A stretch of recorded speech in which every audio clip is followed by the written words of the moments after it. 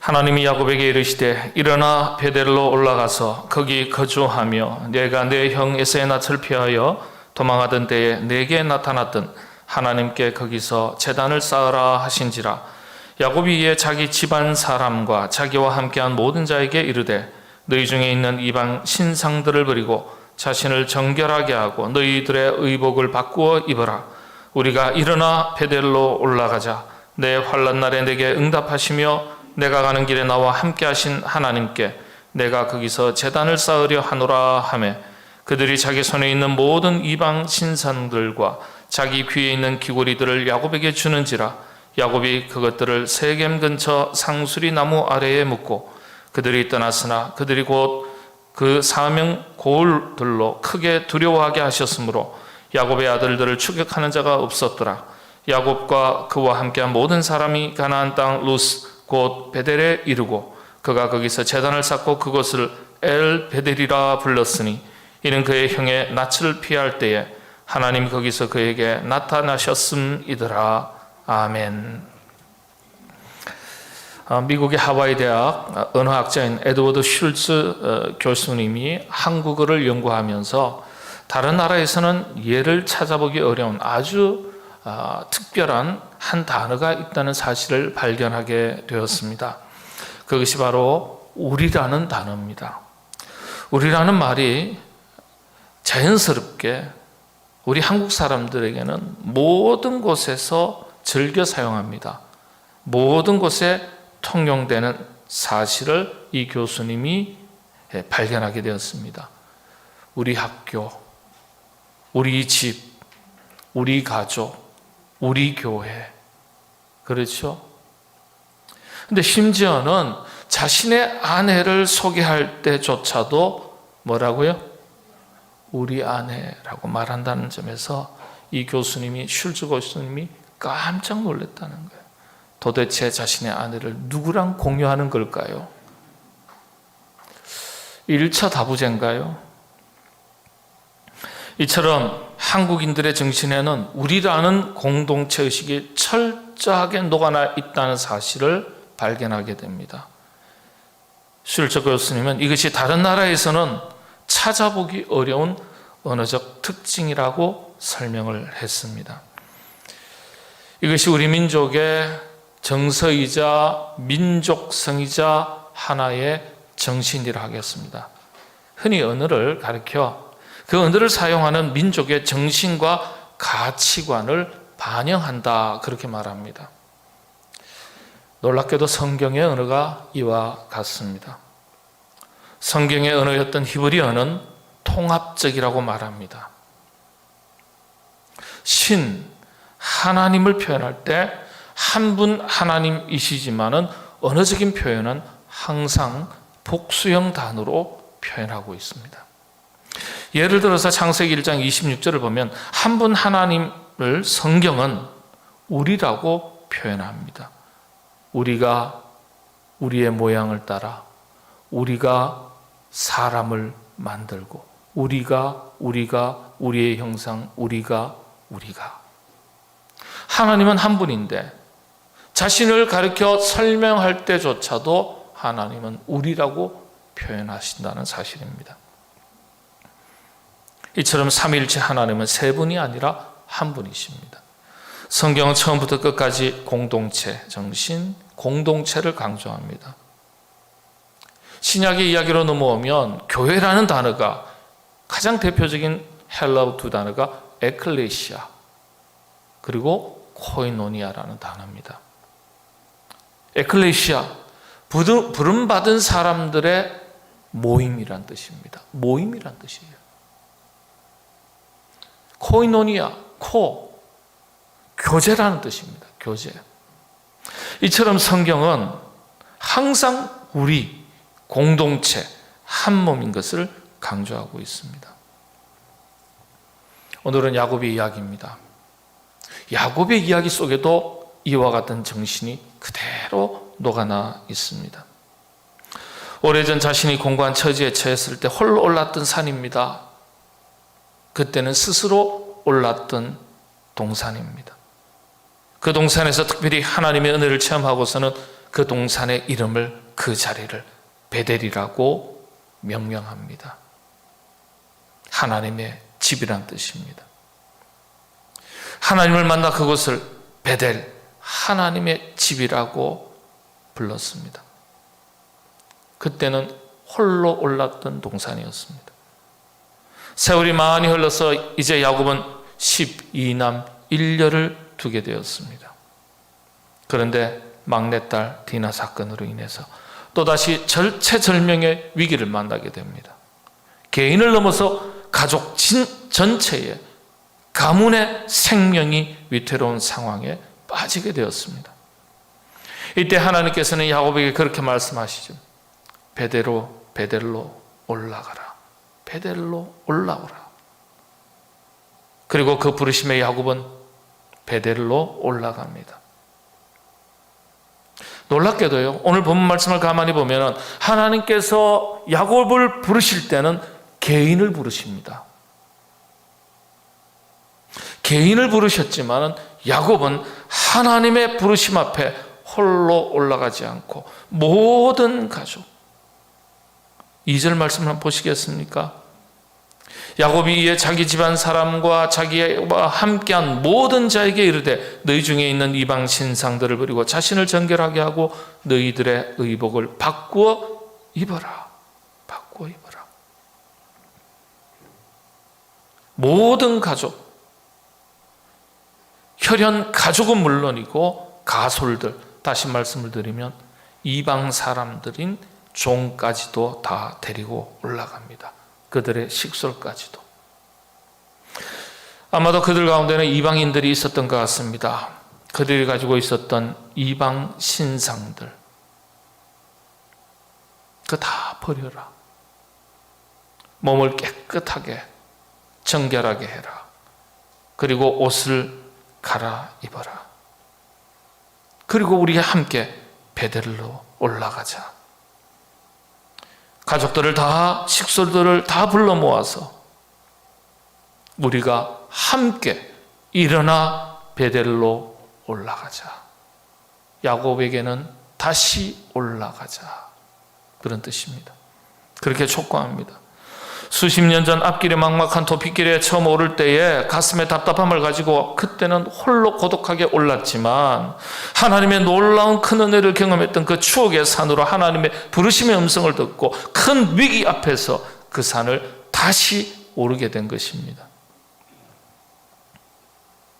마침내 이 산에서 수십 년 전과 동일하게 하나님의 놀라운 은혜를 경험하면서 멸문지화, 곧 집안이 다 망할 뻔한 위기에서 벗어나게 됩니다. 베델의 하나님, 엘 베델. 이전에는 베델이라고 이름을 명명했지만은 다시 올라가서 또다시 경험했던 하나님의 놀라운 은혜를 경험하고서는 그곳에 엘 베델이라고 다시 이름을 붙입니다. 하나님의 집에서 다시 만난 하나님, 그런 뜻입니다. 하나님의 집에서 다시 만난 하나님. 저는 모든 성도님들에게 이런 은혜가 있으시게 되기를 바랍니다. 하나님의 집에 다시 오를 때마다 하나님의 은혜가 임하고 그 은혜를 경험하시게 되기를 바랍니다. 날마다 다시 오르는 하나님의 집이지만 다시 오를 때마다 하나님께서 새로운 은혜를 부어주시기를 바랍니다. 저는 이 말씀이 코로나19로 인해서 큰 위기를 만난 한국 교회와 우리 교회, 그리고 모든 그리스도인을 향하신 하나님의 음성이라고 믿습니다. 우리가 일어나 다시 베델로 올라가자. 베델로 올라가라는 하나님의 음성 앞에 우리가 다시 일어나 베델로 올라가자. 하나님의 부르심의 음성 앞에 여러분 안에서 이 베델을 회복하시게 되기를 바랍니다. 도대체 이 베델이 무엇이길래, 어떤 의미길래 베델로 올라오라고 말씀하셨고, 야곱이 가족 모두는 물론이고 데리고 있었던 이방 족속들, 종들까지도 다 데리고 올라갔을까요? 간단히 베델의 의미를 살펴보겠습니다. 종교개혁자 켈빈과 대부분의 종교개혁자들이 이 베델을 설명할 때, 하나님의 집으로서 이 베델을 설명할 때 5가지 기준으로 설명을 하고 있습니다. 첫 번째는 본질을 의미합니다. 세상 모든 것이 다 변해도 변하지 않는 본질이 여러분 무엇입니까? 하나님의 말씀입니다. 하나님의 말씀은 영영이 서리라 하라. 그렇지 않습니까? 신앙세계의 본질은 하나님, 곧 하나님의 말씀이죠. 하나님만 영원한 분이시죠. 그래서 베델로 올라가라, 하나님의 부르심의 음성. 그리고 가족들에게 야곱이 뭐라고 이야기합니까? 우리 함께 일어나 다시 베델로 올라가자, 본질로 돌아가자, 하나님께로 돌아가자, 하나님의 말씀으로 돌아가자, 이런 뜻입니다. 현대 그리스도인의 위기는 코로나가 위기가 아니에요.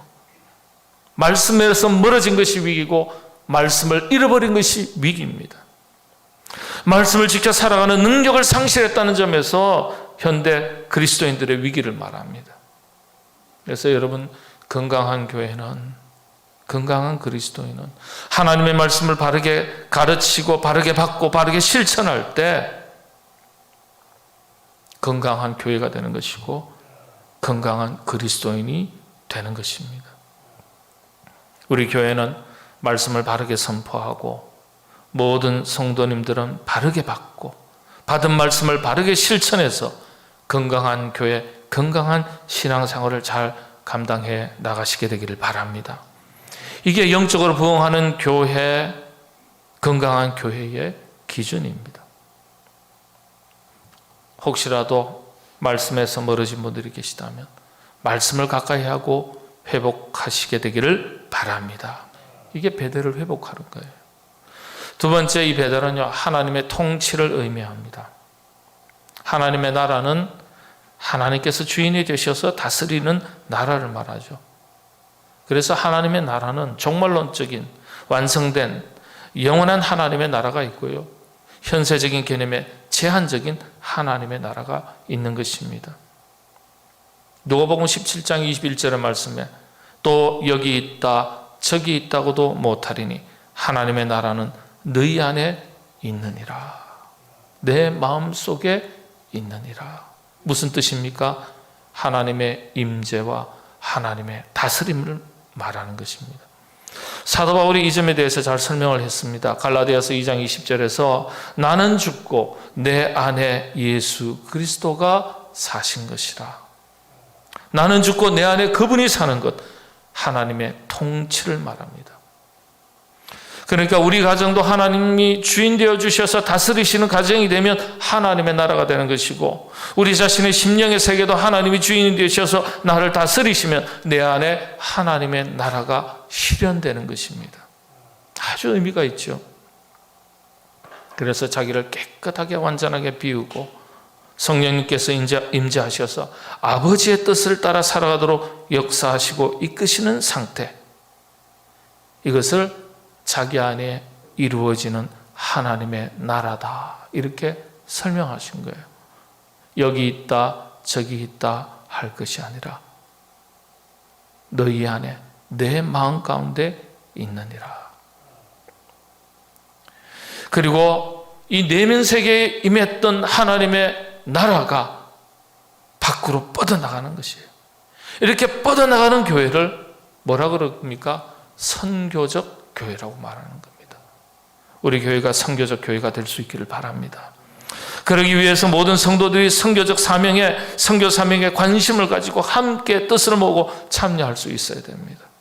신앙생활도 마찬가지입니다. 여러분, 자기를 죽이지 못하면 괴로움이 찾아와요. 우리가 신앙생활에 실패하는 것 중에 하나가 자기를 잘 죽이지 못하는 겁니다. 내가 죽고 성령님께서 뜨겁게 내 안에 임재하시고 역사하실수록 하나님의 나라가 임하는 거예요.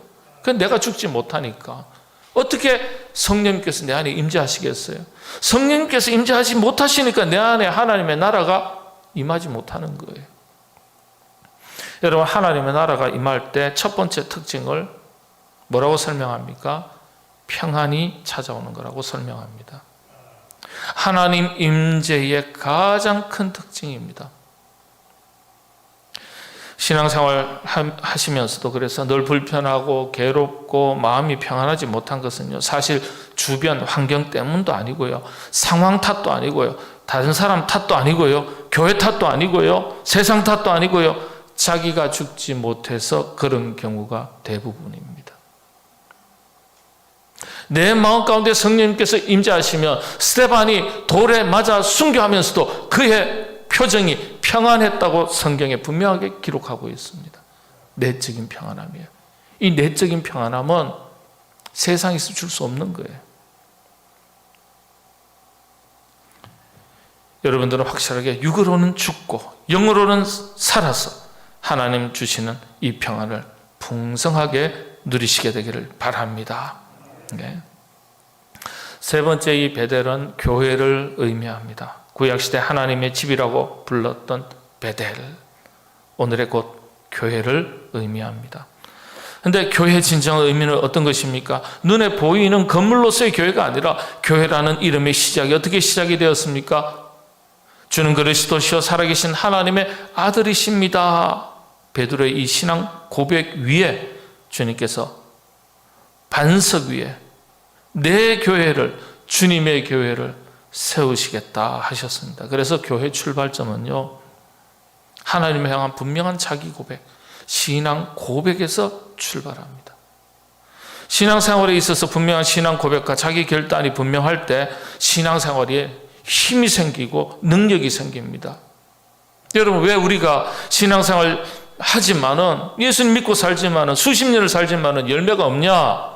내가 무엇을 믿고 어떻게 살 것인가에 대한 확고한 자기 결단과 신앙 고백이 없어서 그런 경우가 많아요. 그게 없으면 왔다 갔다 하는 거예요. 뭐 하다가도 그만두자, 여기가 아닌가 보네, 저긴가 보네, 저긴 줄 알고 갔더니 여기 또 아닌가 보네, 거긴가 보네. 사람 따라 환경 따라 왔다 갔다 했다 말았다, 열매가 없습니다. 여러분, 현대 그리스도인들의 신앙생활의 기준이 교회를 중심으로 하는 신앙생활이에요. 참 신기한 것은 놀랍게도요, 눈에 보이는 외형적 교회가 멀어지면 멀어질수록, 교회 공동체가 멀어지면 멀어질수록 신기한 것은 하나님으로부터 멀어지게 됩니다. 멀어지게 돼요. 멀어지면 멀어질수록 신앙생활에 낙오하게 됩니다. 그래서 제가 87년부터 전도사 생활을 했습니다. 그러니까 35년간 했습니다. 제가 참 긴 세월을 했죠.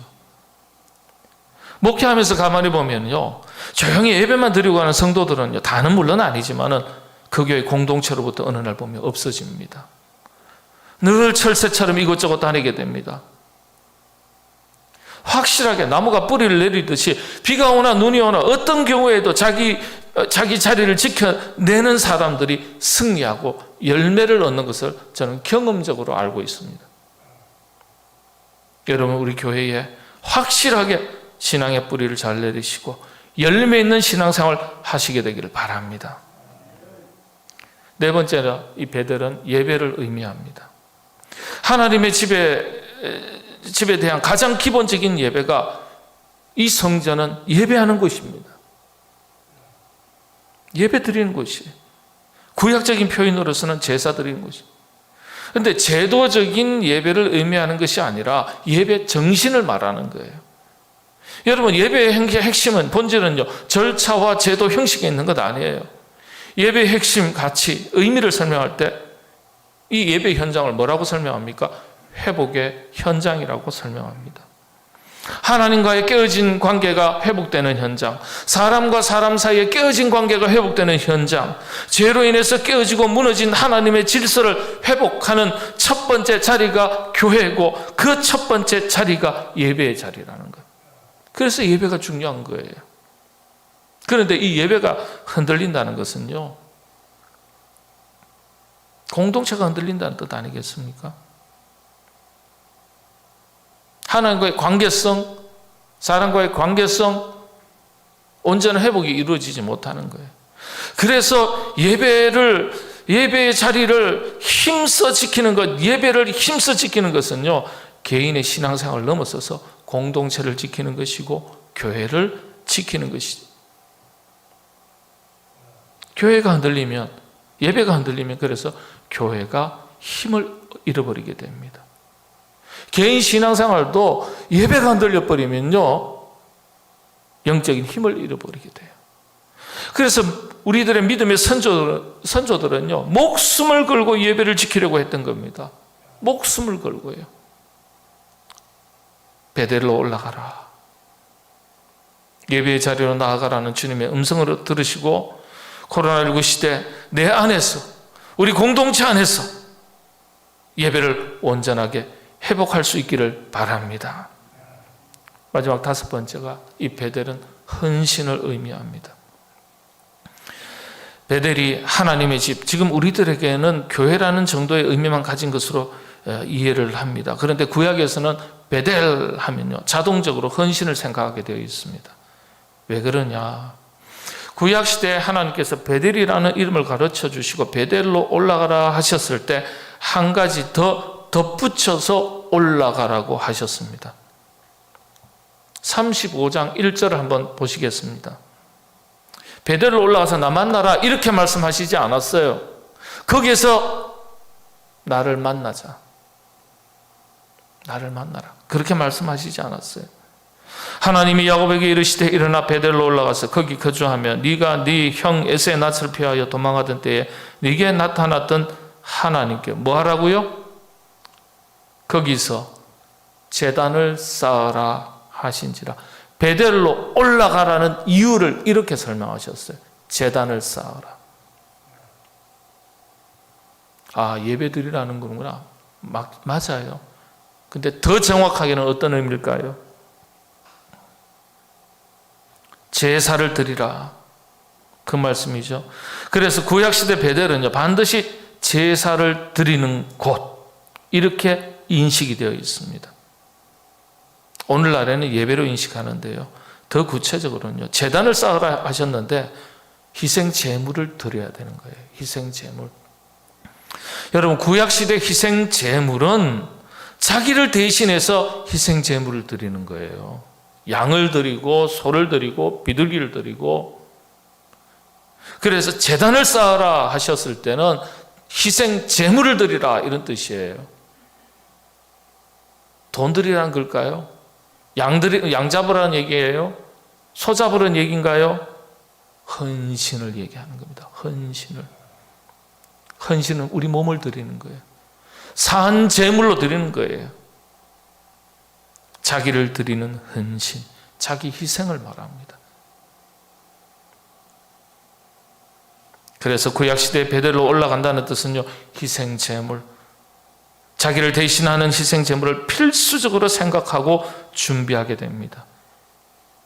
이걸 오늘의 의미로 보면 헌신에 해당되는 것입니다. 그래서 종교개혁 이후에 성경을 해석할 때 베델이라는 이 단어 속에는 자기 희생, 헌신의 의미를 가진 단어로 가르쳤습니다. 베델로 올라가라, 헌신해라, 헌신. 네 자신이 제물이 되어라. 말씀을 정리합니다. 야곱은 모든 가족을 불러 모아놓고 따르던 이방 족속 종들, 그 식솔들까지 모아놓고 뭐라고 얘기합니까? 3절이죠. 우리가 일어나 함께 베델로 올라가자. 우리가 함께 일어나 베델로 올라가자. 이 권면 속에는 3가지 정신이 녹아 있습니다. 첫 번째는요, 우리가 함께라는 정신이에요. 야곱은 홀라 올라가지 않고 우리가 함께 올라가야 한다고 가르쳤습니다. 여러분, 건강한 교회, 행복한 신앙생활은 우리가 함께 잘할 수 있어야 하고 함께 만들어가는 것입니다. 저는 여러분들이 우리 교회가 좋은 교회여서 찾아오는 분들이 아니라 좋은 교회를 만들어갈 줄 아는 일꾼으로서 함께 하시게 되기를 바랍니다. 교회 공동체의 생명력과 힘은 얼마나 함께 하느냐, 여기에 달렸습니다. 그것이 힘과 능력을 결정합니다. 그리고 그 속에서 우리가 하나님의 은혜를 누리게 됩니다. 여러분 모두 손님이 되는 분 한 분도 없으시게 되기를 바랍니다. 영적인 한 가족 공동체 의식을 가지고 신앙생활을 하시게 되기를 바랍니다. 교회 사명도요, 혼자 열심히 하는 게 아니라 우리가 함께 열심히 하는 것이 중요합니다. 혼자서 잘하는 것보다는 우리가 함께 조금 못한 것도 괜찮아요. 우리가 함께 한다면 그런 일에 모두가 적극적으로 참여하시게 되기를 바랍니다. 두 번째는요, 다시 일어나 정신입니다. 우리가 함께 일어나 베들로 올라가자. 이 속에 녹아난 정신, 다시 일어나 실천하는 신앙. 여러분 다시 일어나. 신앙생활의 출발점은요, 분명한 자기결단 그리고 과감한 실천이 뒤따를 때 열매가 있습니다. 안 되면 다시 해보자고요. 부족하면 다시 해보자고요. 안 되면 다시 해보자고요. 장애물이 있어도 주저앉지 말고 다시 해보자고요. 행함이 없는 믿음은 죽은 것이라고 말씀하셨던 것처럼, 야고보서의 말씀처럼 우리가 다 같이 코로나19 상황 속에서도 모든 것이 흔들렸지만은 다시 한번 해봅시다, 이렇게 말할 수 있기를 바랍니다. 힘드세요? 다시 한번 해봅시다. 아멘, 아멘 하셔야죠. 주저앉지 말고 다시 일어나자. 다시 한번 열심히 해보자. 잘할 수 있다, 된다, 다시 한번 해보자. 우리 함께 이렇게 고백하시게 되기를 바랍니다. 마지막 세 번째는요, 도전 정신이에요. 올라가자. 거룩한 삶의 목표를 말합니다. 사명의식을 말합니다. 전통적으로 이 부분을 해석할 때 사명, 삶의 목표로 해석합니다. 목적 있는 삶을 말합니다. 신앙생활, 교회생활, 가정생활, 목표와 목적을 잃어버리면 그게 영적인 방황이 됩니다. 야곱은 고독한 시절 혼자 베델에 올랐습니다. 개인적인 문제로 치열하게 하나님 앞에 엎드렸습니다. 그런데 지금 다시 베델에 오르는 야곱은 혼자가 아니라 가족들과 함께 오릅니다. 개인은 물론이지만 개인을 넘어서 공동체 문제를 가지고 오릅니다. 코로나19 전대미문의 위기 앞에서 베델로 올라가라. 하나님의 이 음성에 야곱이 우리의 함께 일어나 다시 올라가자. 올라갈 때, 회복할 때 하나님께서 큰 은혜를 주셨습니다.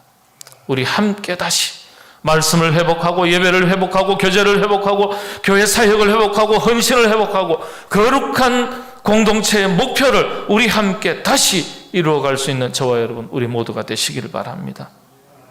거룩한 외침이 우리 모두의 신앙 고백이 될 수 있기를 바랍니다.